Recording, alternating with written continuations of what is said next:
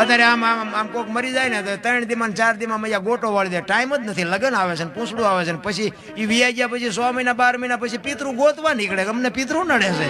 નડે નહીં તું 12 દી સુધી નો બે એક હવે એ તને હક લેવા દે. ચા દાણા જોરાવા. અરે મરણની મર્યાદા હોય મારા રામ. અમારે મારા બાપુની હતા ને એ વખતે અમારા ગામમાં કોઈ બી ના કરે મરણ થાય ને કોક અમારે અમે નાના હતા ને અમે દાંત કાઢ્યા હોય ને તો મારા બાપુ વટે. એ કે ઓલા પણ ગુજરી ગયો છે ફલાણા માણાને 12 દી સુધી અમને દાંત નો કાઢવા દે, ટીવી નો જોવા દે, રેડિયો ચાલુ ન કરવા દે. આવી બાપુ મરણની મર્યાદા હતી. અત્યારે આમ મરેલું પડ્યું ને આની પાસે થોડુંક શીરાવી લો એક આને મૂક્યા ત્યાં સુધી તો મર નહીં ભૂખો મરી જાય. હવે બનવાનું હતું બની ગયું. હા આટલી જ કિંમત. અરે બાબુ ભેળાઈ ગયું છે. આપણે ને આપણે ભેળી માર્યું છે. 20 વર્ષનો મર્યો હોય તો કે અરે અમારી માથે આપ ફાટી ગયો. 100 વર્ષના મર્યા હોય તો કે એ જરૂર હવે એ જ હતી. હવે બધું સાસુ જીવીને શું કામ હોય. હવે લગન જેવું.